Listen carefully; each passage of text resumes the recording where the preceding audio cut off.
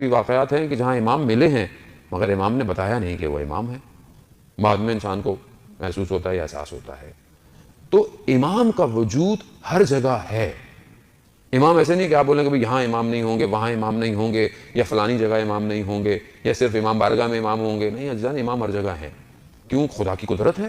خدا جس کو 1100 سال سے زیادہ زندہ رکھ سکتا ہے، خدا اسے ہر جگہ بھی رکھ سکتا ہے۔ خب یہ عقیدہ اور ایمان ہونا چاہیے کہ امام دیکھ رہے ہیں، اور امام ہر وقت دیکھ رہے ہیں۔ آپ یہ گھبرائیں نہیں کہ ابھی آپ کو نہیں دیکھ رہے، امام ابھی بھی آپ کو دیکھ رہے ہیں۔ امام ہمیں دیکھ رہے ہیں، ہمارے اعمال امام تک جاتے ہیں عزیزان محترم۔ ہفتے میں بعض روایات 2 دفعہ کہتی ہیں، لیکن جاتے وقت کیا ہم اپنے امام ہمارے اعمال نامہ دیکھ کر خوش ہوتے ہیں یا گریہ کرتے ہیں؟ 2 کنڈیشن سے زیادہ تیسری کنڈیشن نہیں ہے۔ اب میں کوئی بھی عمل کروں، یہ دیکھوں کہ میرا مولا میرے سے عمل سے راضی ہے یا نہیں ہے۔ تو اگر تو میں امام کی خوشنودی کے لیے کام کر رہا ہوں تو خوش بحال، اور اگر خدا نہ خواستہ عزیزان محترم میں اپنے امام کو ناراض کر رہا ہوں تو میں کیسا مومن ہوں جو اپنے مولا کو تکلیف دے رہا ہوں۔ خوب جوانوں کے لیے بہرحال یہ واقعہ میں پہلے بھی عرض سے سنا چاہتا ہوں، لیکن آپ کی اس نے سماعت کی نظر کہ ایک غالب دین نے اس کو بیان کیا، مختلف طریقے سے بیان کیا۔ انہوں نے دیکھا کہ سفر کر رہے تھے معشر مقدس کی طرف، تو دیکھا ایک لڑکا برابر میں سوار ہے، ظاہراً حلیے سے بڑا ماڈرن لگ رہا تھا، پینٹ جو لباس اس نے پہنا ہوا تھا تو، لیکن جیسی ایک جگہ پر گاڑی رکی، کچھ ہوا تو نماز کا وقت آیا، تو اس جوان نے کہا کہ اگر آپ فوراً نہیں پڑھ رہے تو مجھے اجازت دیجیے میں فوراً نماز پڑھوں۔ تو بڑی تو بعد میں انہوں نے اس سے پوچھا کہ ظاہراً تو تمہارا حلیہ ایسا نہیں لگتا کہ مطلب لباس تم نے بالکل بڑا ماڈرن سا پہنا ہوا ہے، اور لیکن تم نماز کے لیے اتنے تشنا، اتنے فوراً اول ٹائم پہ، ماجرا کیا ہے؟ تو اس نے بیان کیا کہ میں اپنی گریجویشن کے لیے پیرس گیا، میں وہاں پڑھتا تھا، لیکن شہر مہنگا تھا رہائش کے لیے، تو میں تھوڑے سے فاصلے پر 2 گھنٹے کی ڈرائیو پہ ایک ٹاؤن میں نے رینٹ پہ گھر لیا ہوا تھا۔ 2 سال ہونے کو آئے تھے، میرا آخری ایگزام تھا، اور اس دن میرا ایگزام 8 بجے تھا، فاصلہ جو تھا وہ کچھ گھنٹے کا تھا، لیکن صبح ایک ہی بس جاتی تھی ہمارے ٹاؤن سے، تو میں اس پہ سوار ہو گیا۔ 6 بجے بس آئی، میں سوار ہوا، کچھ سفر چلا، بس خراب ہو گئی۔ اب جب بس کے ڈرائیور نے دیکھا، کافی دیر کوشش کی کرنے کی، کچھ نہیں ہوا، تو میں ہائی وے پہ چلا گیا۔ کچھ اور بھی لوگ تھے کہ شاید کوئی سواری مل جائے جو شہر تک لے جائے، لیکن دور دور تک کوئی سواری نہیں تھی۔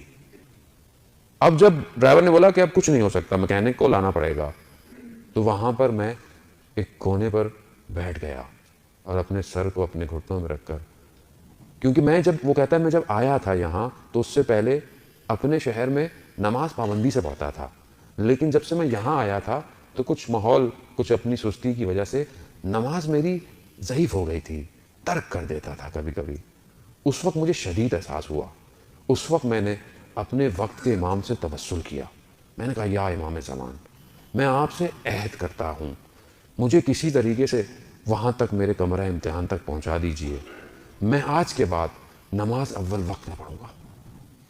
کہتا ہے یہ جیسے ہی میں نے کہا تو دیکھا تھوڑی دیر میں کوئی شخص آیا اور اس نے ڈرائیور سے کہا کہ تم جاؤ سٹارٹ کرو۔ اس نے کہا کچھ نہیں ہو، کہہ رہے نہیں تم جاؤ سٹارٹ کرو۔ کہتا اس نے پتہ نہیں کچھ ہاتھ لگایا، اس نے سٹارٹ کیا، بس سٹارٹ ہو گئی۔ کہتا سب سے پہلے بس میں کودنے والا شخص میں تھا، لیکن جیسے ہی میں دروازے سے اندر ہوا تو وہ شخص دروازے کی طرف سے گھوم کر گزرتا ہوا، اس نے مجھے صرف اتنا کہا دیکھو جو عہد کیا ہے اس پہ قائم رہنا۔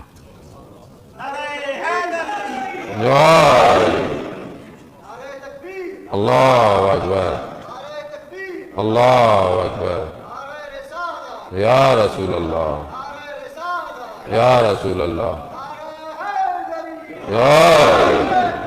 یا عزیزنا اللہم صلی علی محمد آلہ۔ وہ کہتا ہے کہ جب میں نے یہ سنا تو میرا بدن خشک ہو گیا، میں نے کہا کہ یہ میری بات اس شخص کو کیسے پتہ چلی؟ کہتا ہے جب تک میں یہ سمجھتا کہ یہ وقت کا امام ہے، یک امام کی طرف سے آیا ہوا کوئی شخص ہے، میں جیسے ہی نیچے اترا دیکھا وہ شخص غائب ہو چکا تھا۔ عزیزان محترم، امام کسی جگہ کے محتاج نہیں ہے۔ آپ دنیا کے کسی حصے میں بھی ہوں، کسی حصے میں ہوں، گاؤں میں ہوں، دیہات میں ہوں، شہر میں ہوں، کہیں پہ بھی ہوں، امام کی دسترس میں ہے۔ اب یہ میرے پر ڈیپینڈ کرتا ہے کہ میں کتنا امام سے رابطہ کرتا ہوں۔ تو علامہ مجلسی اول فرماتے ہیں کہ میری امام زمانہ سے ملاقات ہوئی تو میں نے امام سے کہا کہ مولا مجھے خدا سے مانگنے کا طریقہ بتا دیجیے. تو امام زمانہ نے مجھے صحیفے سجادیہ کی طرف متوجہ کروایا کہ یہ وہ دعائیں ہیں کہ جن کے ذریعے سے تم اپنے پروردگار سے رابطہ پیدا کر سکتے ہو. عزیزان وہ دعائیں میری زندگی میں کہاں ہیں؟ میں آپ سے کیوں اپنے آپ سے کہہ رہا ہوں. 200 سے زیادہ دعائیں ہیں امام کی جو جمع کی گئی ہیں. صحیفے سجادیہ میں 50 سمتھنگ ہے. 50 سے زیادہ صحیفے سجادیہ کی شرح لکھی جا چکی ہے. میں نے آج تک کتنی پڑھی؟ پھر آپ بولیں گے میں مولا امام سجاد آپ کا جشن منانے آیا ہوں. پھر اب آپ ناراض ہوں گے کہ مولانا صاحب خوش کے بجائے رلانے کے چکر میں رہتے ہیں ہر وقت. خوشی تو یہی ہے نا کہ مولا خوش ہوں. وہ میں دنیا کی رضایت کو راضی رکھوں تو روز قیامت میں خدا نے کیا کر رہا ہے؟ بولو جاؤ جس کے لیے راضی رکھ رہے تو انہی کے ساتھ آنا.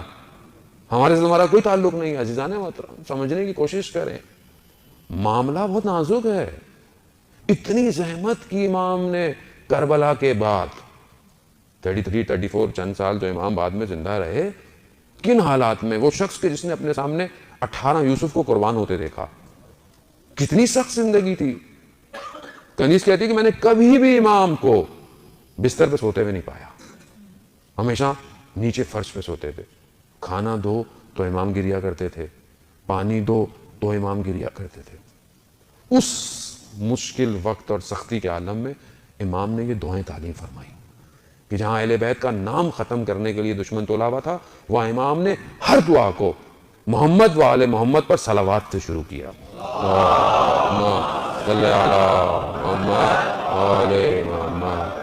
عزیزان بہرحال کچھ زحمت کریں. ماہ شعبان بھی ہے, ماہ شعبان میں مناجات شعبانیہ بھی ہے, تھوڑا سا پڑھیں. ایک آدھ جملہ آپ کی خدمت میں. مناجات شعبانیہ میں انسان پہلے دعا کے حصے میں اپنے آپ کو توڑ کر, اپنے آپ کو شکستہ حالت میں خدا کی بارگاہ میں پیش کر رہا ہے. پہلی جگہ میں یہی کہتا ہے شروع میں کہ پروردگار اگر تو نے مجھے رزق نہیں دیا تو مجھے کون رزق دے گا, اور پروردگار اگر تو نے مجھے رسوا کر دیا تو کوئی نہیں جو مجھے عزت دے سکے گا. کوئی معرفت ہے عزیزان محترم. خدا ائمہ نے اپنی پوری زندگی گزاری اس لیے کہ ہم خدا کو پہچانیں. خدا کہاں ہے ہماری زندگی میں؟ ہم خدا کو اتنا پہچان رہے ہیں. میں پہلے 8 سال کا تھا, پھر 18 کا ہوا, پھر 28 کا ہوا, پھر 38, پھر 48, اب تو 40 سے اوپر بات بھی نہیں جا رہی ہے.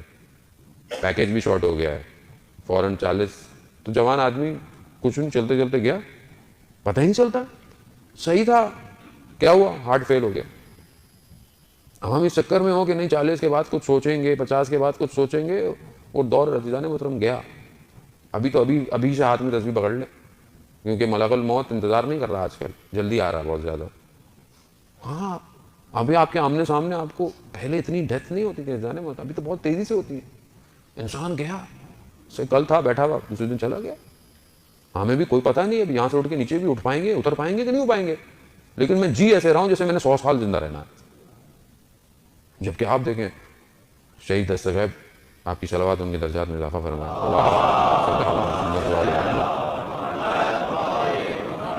شہید دستغیب اپنی کتاب میں واقعہ نقل کرتے ہیں ایک شخص کا کہ اسے حالت احتضار میں بالکل آخری وقت میں تھا. تو کہتے ہیں کہ ان کو تلقین پڑھائی گئی کہ لا الہ الا اللہ کہو, اللہ پر ایمان لے کر آؤ, اشہد ان محمد رسول اللہ. کہنا بڑی مشکل سے اس نے پہلا کلمہ پڑھا, دوسرا کلمے کا دوسرا حصہ پڑھا, بہت مشکل سے کہہ رہا اس نے پڑھا. جب تیسرا ہم نے کہا کہ علی ولی اللہ پڑھو تو اس نے اشارہ کر دیا, نہیں پڑھا جا رہا. ایسے میں اس کی عجیب سی حالت ہوئی اور وہ بے ہوش ہو گیا. جب کہ آخری وقت تھا, اس کو ہاسپٹل لے گئے. کہتے ہیں کچھ عرصے اس کو خیوش آیا تو وہ کہتے ہیں دوبارہ ان کی خدمت میں گیا تو انہوں نے کہا تو اس وقت جب ہم تمہیں تلقین پڑھا رہے تھے تو تم نے تلقین کے شروع کے 2 بولے, تیسرا کیوں نہیں بولا؟ کہتا ہے میں نے دیکھا جب آپ مجھے تلقین پڑھا رہے تھے تو ایک بہت بڑا دیو ہے, اس کے ہاتھ میں زنجیریں ہیں اور اس کے یہ 3 حلقے ہیں. لا الہ الا اللہ جب آپ نے کہا پڑھو تو مجھے بہت سخت ہوئی کیونکہ وہ زنجیر اپنی طرف کھینچ رہا تھا. میں نے بہرحال پھر بھی توحید کو اپنی طرف لے لیا. پھر جب آپ نے کہا محمد رسول اللہ کہو تو کہا وہ بھی اس نے کھینچنے کی کوشش کی مگر وہ بھی میں نے اس سے لے لی. لیکن جب آپ نے کہا علی ولی اللہ کہو تو اس نے اپنے ہاتھ میں رکھی اور ایک ہاتھ میں اس نے مجھے ایک تھیلا دکھایا. کہا کہ اگر یہ تم نے گواہی دے دی تو یہ تمہارا سارا جتنا بینک بیلنس ہے جتنا تمہارا مال ہے تمہیں کچھ نہیں ملنے والا. تو کہہ رہا اس وقت میں نے کہا یہ تو میری ساری جمع پونجی ہے, یہ اگر چلی گئی تو پھر کیا ہوگا. تو کہتا ہے ایسے میں اچانک سے میں نے دیکھا کہ کوئی نورانی شخصیت آئی, اس نے اس دیو کو پاؤں رکھا اور اس کو دبا دیا, اور اچانک سے وہ علی ولی اللہ کی زنجیر میرے ہاتھ میں آ گئی. تو میں مرنے کے بجائے مجھے بچ گیا. میں نے دیکھا کہ میں اپنے آپ کو بستر پہ پایا. عزیزان محترم, حب دنیا, دنیا کی محبت آخری لمحوں میں کلمہ پڑھنے نہیں دے گی. یہ آسان نہیں ہے, یہ سٹوریاں نہیں ہیں عزیزان محترم, یہ حقیقتیں ہیں. شہید دستگیب ایک اور شخص کہتے ہیں واقعات, وہ کہتے ہیں بہت سارے, کہتے ہیں ایک اور شخص کا واقعہ بیان کیا کہ جب اسے تلقین کے جملے پڑھا گیا کہ ائمۃ الابرار ائمہ صرف یہی ہیں, تو کہتا ہے اس اشارہ کیا, اس نے نہیں پڑھ پایا. اشارہ کہاں کیا؟ اس کے کمرے میں ایک صندوق رکھا ہوا تھا. کہتا ہے جب ہم صندوق کھولا تو اس میں ایک سند تھی, یعنی ڈاکومنٹ, اور اس نے اشارہ کیا, لایا, پھر اس نے اس کو پھاڑ دیا اور پھر اس کی صحت ٹھیک ہو گئی. تو کہا کہ یہ کیا تھا؟ کہتا ہے جب تم مجھے کہتے تھے کہ ائمہ کو ماننے کے لیے تلقین کرو, تو کہتا ہے کہ ایک شخص اس کے سامنے کھڑا ہوتا تھا صندوق کے, اور اس صندوق میں جو سند تھی وہ میں نے کچھ پیسے دے کر گروی رکھی ہوئی تھی. جیسے ہی میں اقرار کرنے لگتا تھا, وہاں جو کھڑا ہوا شخص تھا وہ کہتا تھا میں سند پھاڑ دوں گا, اور یہ سند مجھے میری جان سے زیادہ عزیز تھی. کہہ رہے جیسے ہی مجھے ذرا سا موقع ملا, میں ہوش میں آیا, میں نے کہا پہلے تو میں اس کو پھاڑوں تاکہ میں آخری وقت میں ائمہ کی ولایت کا اقرار کر سکوں. عزیزان دنیا, یہ جو ہم جمع کر رہے ہیں, جتنی محبت بڑھتی چلی جائے گی آخری وقت میں جان کا نکلنا سخت ہو جائے گا. اتنی ساری زندگی میں محنت کی اور آخری وقت میں, اور شیطان پوری کوشش کرتا ہے آخری وقت میں نے پہلے بھی آپ کی خدمت میں پوری کوشش کرتا ہے آخری وقت میں آ کے لے جائے.